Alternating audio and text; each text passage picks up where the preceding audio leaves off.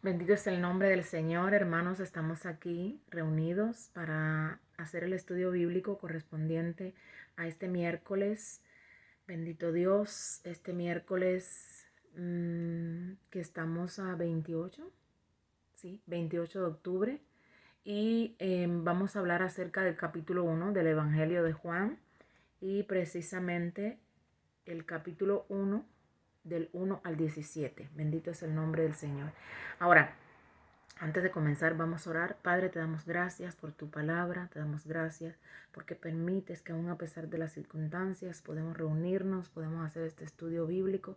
Permite que mis hermanos se entiendan y que puedan entender, Señor, quién tú eres, bendito Dios. Nos ponemos en tus manos, danos la sabiduría en el nombre de Cristo Jesús. Amén y amén. Bueno, comenzamos hoy a estudiar el capítulo 1 del Evangelio según San Juan y hemos dividido este capítulo, ¿no? Para poderlo entender. Vamos a hablar acerca del prólogo del Evangelio y después vamos a hablar de la introducción al Evangelio. Pero bueno, hoy específicamente vamos a hablar de los 3 versículos de este capítulo 1, es decir, del Evangelio según San Juan, y dice así: en el principio era el verbo estaba con Dios y el verbo era Dios. Este estaba en el principio con Dios. Todas las cosas mediante él fueron hechas y sin él nada de lo que ha sido hecho fue hecho. Hasta ahí vamos a estudiar. Hermanos, Jesús es llamado la palabra, el verbo, el logos, que sería la traducción del griego. Obviamente el Señor Jesucristo no es el logo de la filosofía griega, es más bien el membra de las escrituras hebreas. Y ya sabemos lo importante que es la palabra en el Antiguo Testamento. Por ejemplo, el nombre de Jehová, en el Antiguo Testamento, este nombre, es decir, Jehová, nunca podía ser pronunciado por los israelitas. Era una palabra tan santa que casi que no la usaban. Este vocablo logos no puede ser explicado por la filosofía griega, sino por el tetragrama hebreo, Jehová. Él es Jehová, Él es el verbo, Él es la palabra viviente, Él es el que es. El verbo o palabra es uno de los nombres más elevados y más profundos que se le da al Señor Jesucristo. Jesús es el verbo y este nombre reúne todo, hermanos, lo que fue dicho acerca de Jehová en el Antiguo Testamento. Ahora, se presenta como el que era en el principio. Este principio precede al tiempo a las primeras palabras de la Biblia en el libro de Génesis. Fíjense, en el principio era el verbo, dice el versículo 1. En realidad hay 3 principios que se mencionan en las escrituras. Un principio se encuentra en Génesis capítulo 1, es decir, en el versículo 1, y se remonta hasta la creación del universo físico. No se puede poner fecha a este evento, por supuesto que no. Nadie conoce exactamente cuándo es esa fecha. Y ha estado por mucho tiempo. Después de todo, tenemos un Dios eterno. Amén. Ahora, ¿qué cree usted que Dios ha estado haciendo en el pasado? Bueno, opino que es un gran drama, que un gran drama debe haber ocurrido en la eternidad pasada y que ni usted, hermano, ni yo sabemos nada en cuanto a eso. Y creo que este universo ha existido por muchísimo tiempo. También creo que es una presunción nuestra pensar que Dios haya esperado a la aparición del hombre para crear el universo. Dios debe haber creado el universo muchísimos años antes. Ahora, lo interesante es que en el principio que se menciona aquí ya queda en el tiempo pasado cuando se menciona. Cuando volvemos a la creación, Él ya era. Y note usted que la palabra usada aquí no es, sino era. En el principio era el verbo. En griego esta palabra está en el pasado imperfecto del verbo y denota una acción continua. Significa que el verbo estaba en el principio. Ahora, ¿en qué principio? Tan lejos, hermanos, en el pasado, remoto como uno pueda llegar. La Biblia dice, en el principio creó Dios los cielos y la tierra. Génesis 1:1.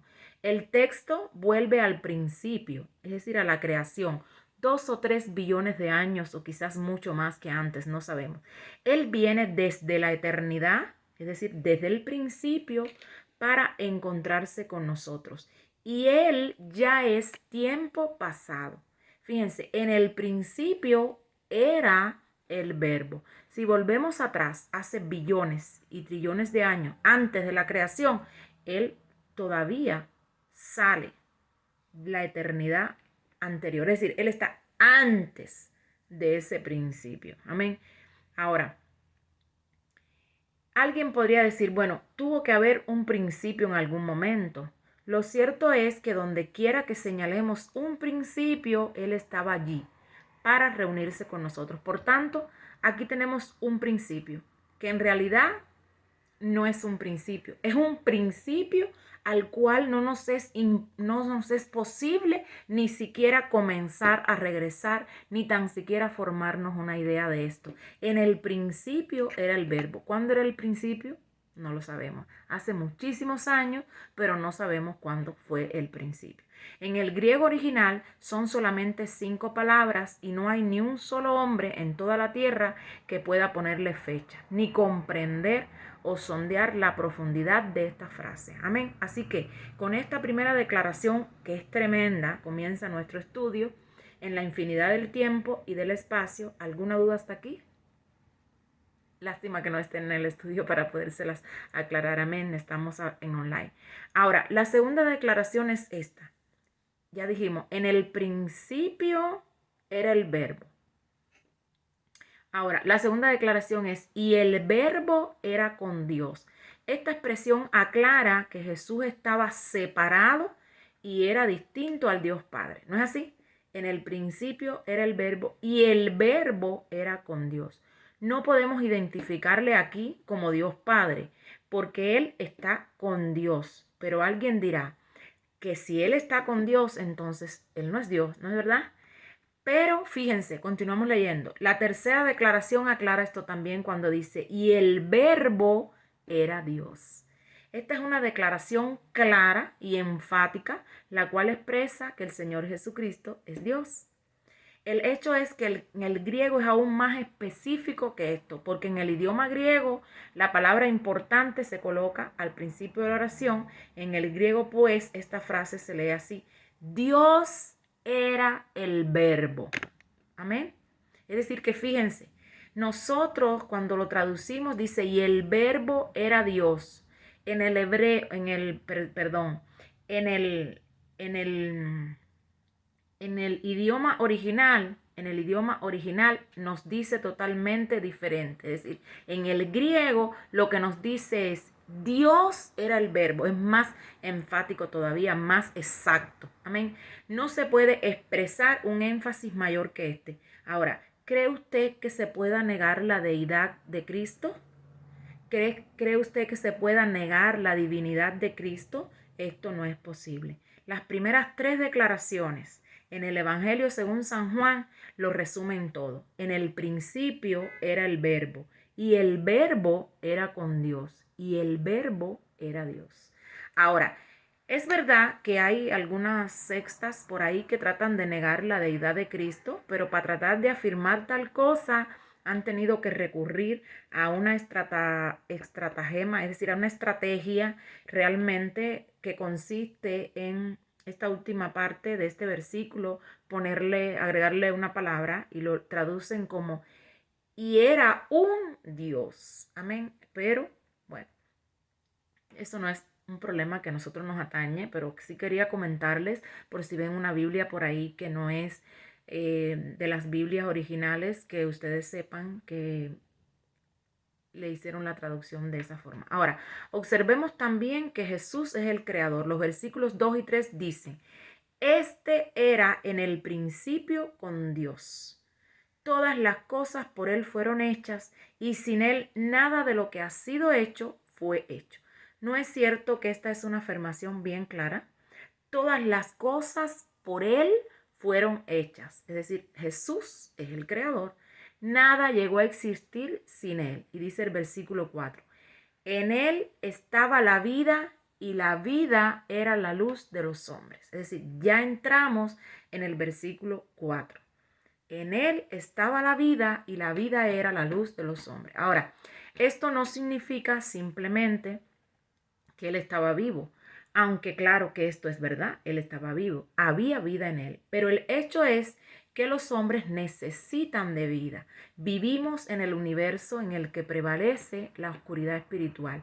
Los seres humanos se encuentran en rebelión contra Dios y el pecado les enceguece con respecto a Dios. Están muertos en delitos y pecados, según lo dice la Biblia en Efesios 2:1. Y permítanos citar este pasaje. Dice así el apóstol Pablo: y Él os dio vida a vosotros cuando estabais muertos en vuestros delitos y pecados. Lo que los hombres necesitan aún hoy, en este día, es la vida. En Él pues estaba la vida y la vida era la luz de los hombres. Amén. Y la vida que Él da es lo único que puede encender la luz en el corazón del individuo. ¿Qué nos está diciendo? Jesús es la luz. Y la vida era la luz de los hombres. Ahora, Jesús es contrastado con Juan el Bautista. Leamos los versículos 6 y 7.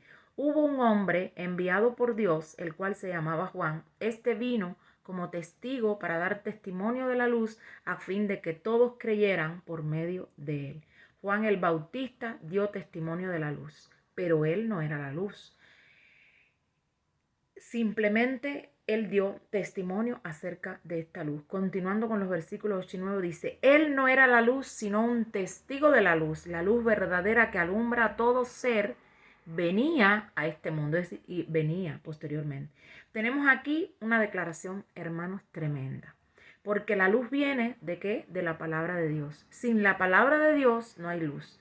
Cuando los hombres vienen a la palabra de Dios, entonces están expuestos a la luz.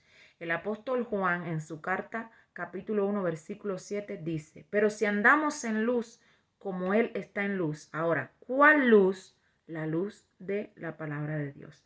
Esta luz alumbra a todo hombre que viene a este mundo. Eso es, alumbra a cualquier hombre que venga a la luz. Es simplemente como el sol que brilla sobre cada hombre que sale a recibir la luz del sol. Pero hay quienes, figurativamente hablando, están por ahí abajo en sus cuevas y a los cuales la luz del sol no le llega. Es necesario venir a la luz. Leamos ahora qué dicen los versículos 10 y 11. En el mundo estaba, y en el mundo fue hecho, y este mundo fue hecho por él, pero el mundo no lo conoció, y a lo suyo vino, pero los suyos no lo recibieron. Esta era la tragedia del mundo, y todavía lo es. El Creador bajó a la tierra, fue hecho carne, sin embargo el mundo no le reconoce y lo rechaza. Hay quienes limitan la declaración que leemos aquí, es decir, el versículo 11, que nos dice: a lo suyo vino, diciendo que significa que solo vino a la nación de Israel, a su propio pueblo, pero nosotros creemos que abarca más. Vino a su propio mundo, es decir, porque Juan acaba de hablar en cuanto al hecho de que él hizo el mundo y él vino a su propio mundo, a su mundo, y su mundo no le recibió. Se trata de un rechazo universal hacia él. Pero veamos los versículos siguientes, 12 y 13. Dice: mas a todos los que los recibieron, a quienes creen en su nombre, les dio potestad de ser hechos hijos de Dios. Y a nosotros, damos en realidad gracias a Dios por esta palabra. Todos.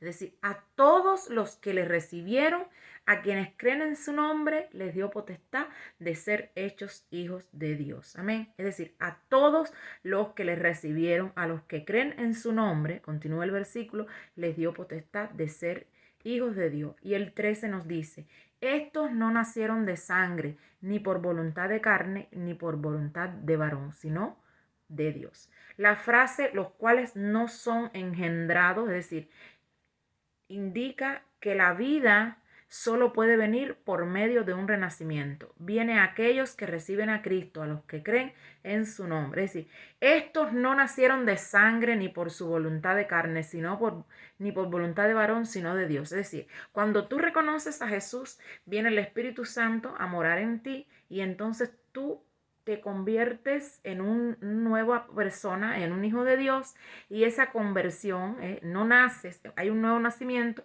pero este nacimiento, como dice el versículo, no nacieron de sangre, ni por voluntad de carne, ni por voluntad de varón, sino de Dios. Es decir, este nuevo nacimiento que tiene el cristiano cuando acepta a Jesús y comienza a creer en Él es precisamente un nacimiento espiritual, es decir, que viene de Dios. Amén. Veamos estas frases más de cerca. Los cuales no son engendrados de sangre, es decir, que no nacieron de sangre. Esto significa que este renacimiento no es una procreación natural, es decir, no es un hombre y una mujer que se unen y nace el bebé. Dice el texto, los cuales no son engendrados ni de voluntad de carne. Significa que uno no puede llegar a ser hijo de Dios mediante sus propios esfuerzos o por medio de algo que uno haga, es decir, por las buenas obras, ni nada de eso, etc. Solamente puede ser un hijo de Dios por parte de Dios. Es decir, sigue diciendo, los cuales no son engendrados ni por voluntad de varón, significa que no es por la educación ni por la preparación, no es por nada de lo que tú tengas o de lo que tú hagas. Continúa diciendo, sino por Dios. ¿Qué significa? Que usted, estimado hermano, solo puede llegar a ser hijo de Dios mediante un renacimiento que va a ser en espíritu. Amén. Y esta obra directa solamente la puede hacer el Espíritu Santo. Amén. El Señor Jesús dirá en el capítulo 3 de este evangelio, versículo 6, lo que nace de la carne, carne es, y lo que nace del espíritu, espíritu es. Amén.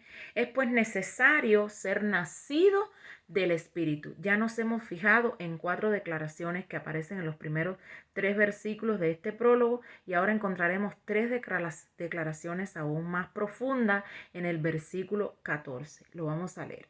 Y el verbo se hizo carne y habitó entre nosotros, lleno de gracia y de verdad, y vimos su gloria, gloria como el unigénito del Padre. Fíjense, nos dice, y el verbo fue hecho carne, dice aquí. Deseo que usted mire esta declaración, por favor, por un momento. Fíjense, el filósofo griego probablemente estaría de acuerdo con nosotros en todo lo que dijimos sobre el versículo 1, pero aquí es donde creemos que no estaría de acuerdo con nosotros. Él nunca aceptaría como un hecho de que el verbo se haya hecho carne. El idioma griego nos permite ponerlo en una forma más específica y creemos que en una forma más exacta también. El verbo fue nacido carne. Así es como lo dice en griego, se encarnó. Ahora, piense esto por un momento. Aquí viene Dios desde la eternidad, ya que era el anciano de días, como le llama el profeta Daniel, también vino a Belén a nacer como un bebé. Alguien lo ha expresado de la siguiente manera, estaban buscando a un rey para exaltarlo, pero él vino como un bebé que hizo llorar a una mujer. Observe usted que en el Evangelio, según Juan, ni aún menciona su nacimiento en Belén.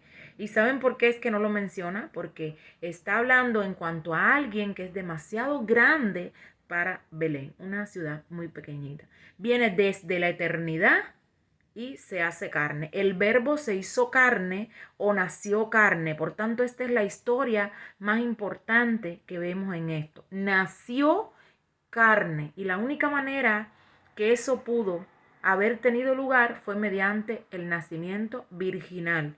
El profeta Isaías dice en el capítulo 9 de su profecía, versículo 6, porque un niño no es nacido, hijo nos es dado. Isaías 9:6. Un bebé nació en Belén, pero el hijo vino desde la eternidad. Ahora, la segunda declaración de este versículo 14, capítulo 1 del Evangelio de San Juan es: el verbo habitó entre nosotros. La palabra habitó es de la palabra griega kenos, que tiene el sentido de acampar. La palabra kenos significa tienda.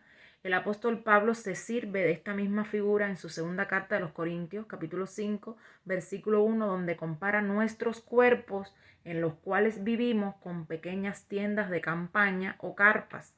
Son tan frágiles como una tienda. El apóstol Pablo dice, porque sabemos que si nuestra morada terrestre es este tabernáculo, sea esta tienda, si se deshiciere, tenemos que tenemos de Dios un edificio, una casa no hecha por manos, eterna en los cielos. Esta pequeña tienda en la cual vivimos puede ser tumbada en una noche por el viento. Es decir, nuestro cuerpo es algo muy frágil, puede desaparecer en un instante. Pero ¿por qué usted y yo vivimos en estas pequeñas tiendas? Pero el Dios de la eternidad bajó a esta tierra, asumió un cuerpo humano, instaló su tienda y habitó entre nosotros. Amén. Entonces, interesante lo que hemos visto hasta aquí. Amén. Es decir, esta es la segunda gran declaración en este versículo 14 del primer capítulo según San Juan. Tenemos luego la tercera declaración y es: vimos su gloria, gloria como del unigénito del Padre, lleno de gracia y de verdad. Es decir, aquí hay una nueva declaración. La pregunta que nos hacemos naturalmente es: ¿no se limitó haciéndose carne? Y Juan nos responde: espere un momento, fue lleno de gracia y de verdad.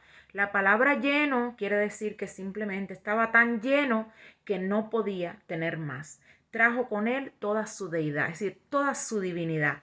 Cuando vino a este mundo, estaba lleno de gracia y lleno de verdad. Leamos ahora pues los versículos 15 al 17. Juan testificó de él diciendo: este es de quien yo decía, el que viene después de mí es antes de mí. Estamos hablando de Juan el Bautista, porque era primero que yo. De su plenitud recibimos todos, y gracia sobre gracia, porque la ley fue dada por medio de Moisés, pero la gracia y la verdad vinieron por medio de Jesucristo. Jesús fue lleno de gracia y de verdad. Este es él de quien hablamos. Moisés, el legislador, dio la ley que revela la santidad de Dios, que él requiere para sus hijos y que descubre el pecado y condena a los seres humanos. Pero esa ley preparó el camino para la llegada de Jesucristo al mundo, porque Él nos revela, Jesucristo nos revela la gracia y la verdad de Dios. Y con su obra en la cruz provee la salvación que redime a las personas de la esclavitud del pecado. Amén. Es decir, hermanos, que debemos recordar que Dios se acercó tanto a la humanidad, se encarnó y habitó entre los seres humanos. Él está también hoy muy cerca de todos nosotros y como dice el autor del Salmo 143, versículo 18, el Señor está cerca de los que le invocan, de todos los que le invocan con sinceridad. Bendito es el nombre del Señor, les damos gracias, bendito Dios, y ojalá que puedan entender por qué decimos que Jesucristo, que el Espíritu Santo y que Dios son la misma persona. Bendito Dios. Gracias.